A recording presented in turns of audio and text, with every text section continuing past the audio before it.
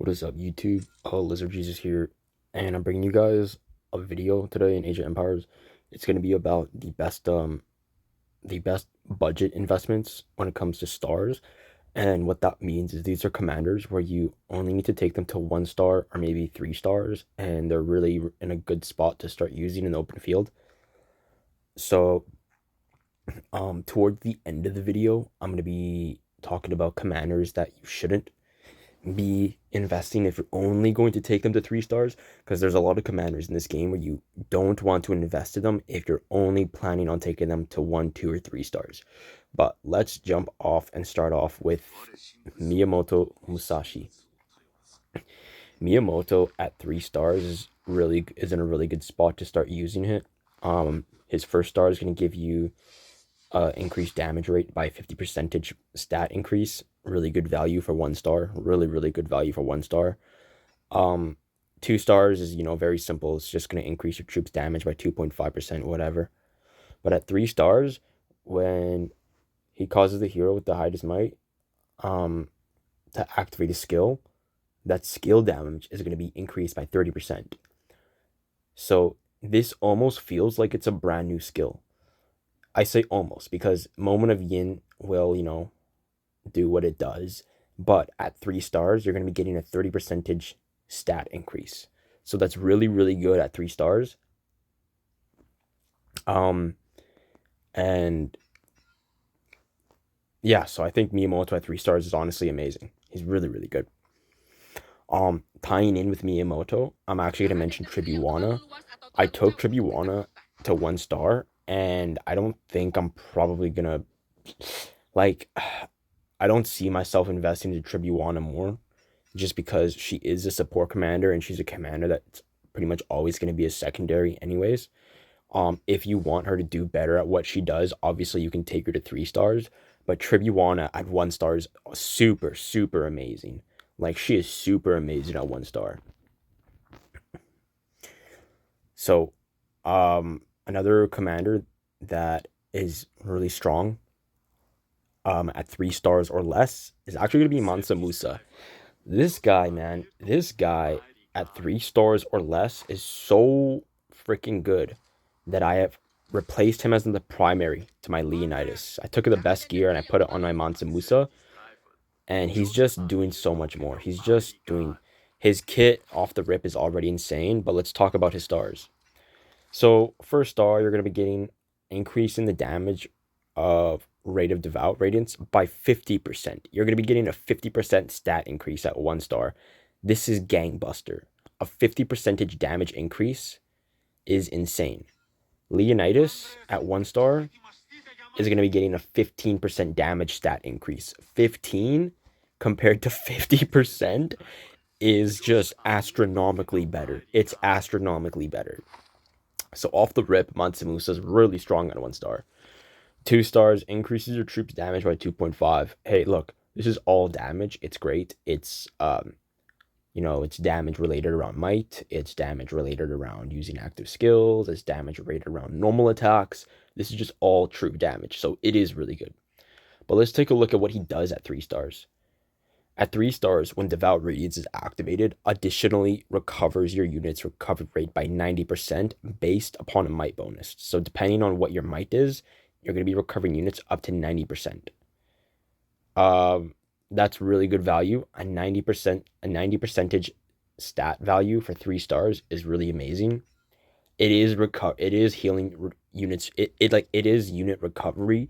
So it's not like some gangbuster thing. Like, all you're doing is just recovering units. That's great. But it's the percentage value you're getting for being at 3 stars. So Monam Musa seems like a really great budget investment. But what's even better about Monam Musa is that if you max him out, he's just gonna be amazing. But so that's what's awesome. So Monam Musa is another 3 star or less commander that you can get, and off the rip, he's really good. Next is going to be Yon Sin.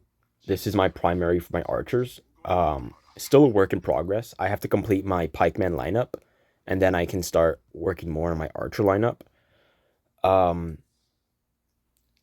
So At 3 stars, he's going to be increasing the strategy damage of tidal floods by 40%. That's a very good percentage stat increase for 3 stars. His first star is really not good. It just increases the tidal flood's activation chance by 5%. It is activation chance. It's not a damage percentage. So 5% on an activation increase is good. But I think for Yon Sin, the sweet spot really is 3 stars. A 40% stat increase at 3 stars is really great. And I think Yon Sin is a commander that at 3 stars, he's in a really good spot to start using. Up next is actually going to be Senadok. Senadok is uh Senadog is also looking really good at 3 stars, but what I like about her is that she's increasing the activation chance of Halo by 2%. And what Halo does is that it silences someone. So off the rip, Senadog at 1 star is looking amazing already. Hey, look, there's a reason why it's a really low percentage stat increase at 1 star, and that's because to silence an enemy is actually super, super strong. To put someone in the silence effect where they cannot use any active skills, Senadok at 1 star is already looking really good. So Senadok's a hero at 1 star. She's already looking really, really good. Another one I'm going to talk about is Boudica. Boudica is going to be getting a 25% damage increase at 1 star. A 25% damage increase at 1 star is really, really great. She's going to be better at 3 stars, but Boudica, like Senadok, I think Boudica at 1 star is just fine to start using right away. You can throw her behind anyone, and she's going to be great. So these are all of the heroes that I have at budget investments, and they're doing really, really good. I'm going to go over some honorable mentions towards the end, which is now actually, and I'm going to talk about heroes that I started investing into them, but I realized that they actually really need to be maxed out. And first things first, we're going to talk about Leonidas.